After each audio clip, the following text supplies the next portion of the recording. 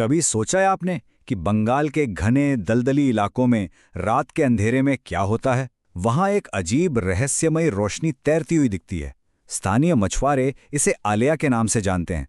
तो क्या ये सच में कोई भटकी हुई आत्माएं हैं या फिर इसके पीछे छुपा है कोई गहरा वैज्ञानिक राज?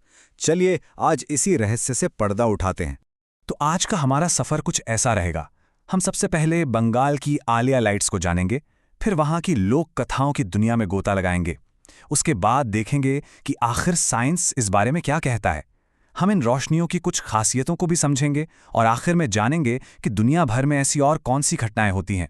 तो सबसे बड़ा सवाल यही है, आखिर बंगाल के दलदलों में तैरती ये भूतिया रोशनी है क्या? ये एक ऐसी पहेली है जो ना जाने कितनी पीढ़ियों से मछुआरों को डराती भी आई है और कभी-कभी रास्ता भी दिखाती आई है। आइए मिलकर इस पहेली को सुलझाने की कोशिश करते हैं। तो सबसे पहले बात करते हैं बंगाल की इन आलिया लाइट्स की। देखिए, ये सिर्फ एक रोशनी नहीं है, बल्कि एक ऐसा रहस्य है जो वहां की कहानियों और किस्सों में आज भी जिंदा है।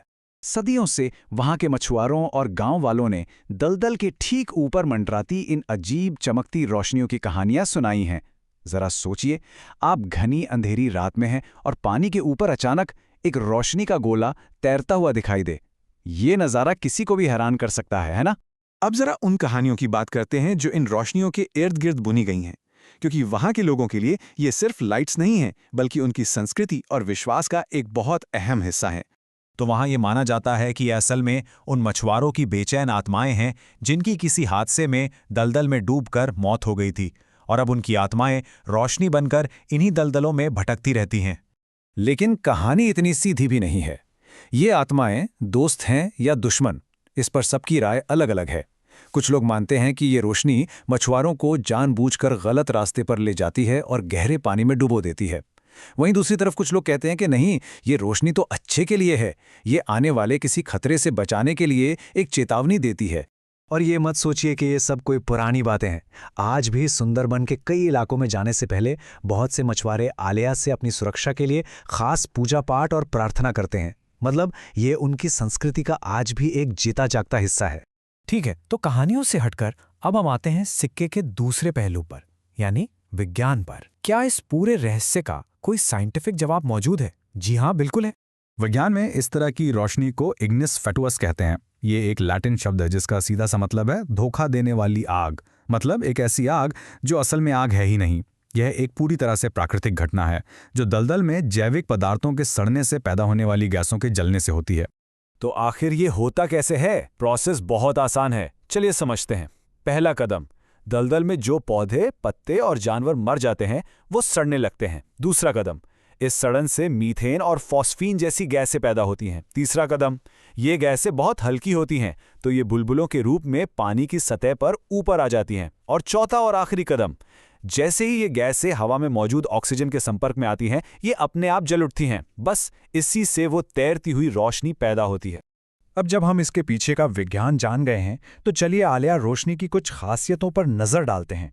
मतलब इसे पहचानेंगे कैसे? पता सबसे डरावनी बात क्या लगती है लोगों को? कि ये रोशनी उनका पीछा करती है, पर असल में यह सिर्फ एक धोखा है।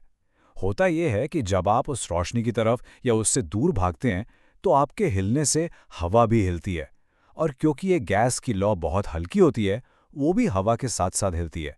बस इसी से ऐसा लगता है कि वो आपका पीछा कर रही है। आलिया की कुछ और भी पहचान है। इसका रंग अक्सर हल्का नीला, सफ़ेद या पीला होता है। यह आपको गहरे दलदलों या सुंदरबन डेल्टा जैसी जगहों पर ही दिखेगी, और ये लगभग हमेशा रात में ही दिखती है, खासकर जब जोरदार बारिश हुई हो। सबसे अजीब बात यह है कि इससे कोई धुआं नहीं निकलता, और जैसे ही आप इसके पास जाने की कोशिश करते हैं, ये गायब हो जाती है। तो एक ज़रूरी बात यह है कि ये कहानी सिर्फ बंगाल तक ही सीमित नहीं है। ये एक ग्लोबल फिनोमेनन है, एक ऐसी घटना जो पूरी दुनिया में होती है, लेकिन इसका भविष्य आज थोड़ा खतरे में है। पूरी दुनिया में ऐसी भूतिया रोशनी की कहानियां हैं। यूरोप में इसे विलो द विस्प कहते हैं, अमेरिका के टेक्सास में माफा लाइट्स बहुत फेमस हैं, और ऑस्ट्रेलिया में मिनमिन लाइट्स हैं। तो हमारी आलिया भी इसी ग्लोबल रहस्यमयी परिवार का एक हिस्सा है। लेकिन अब चिंता की बात यह है कि बंगाल के दलदली इलाकों को खेती और बिल्डिंग्स बनाने के लिए सुखाया जा रहा है, उन्हें ख़त्म किया जा रहा है।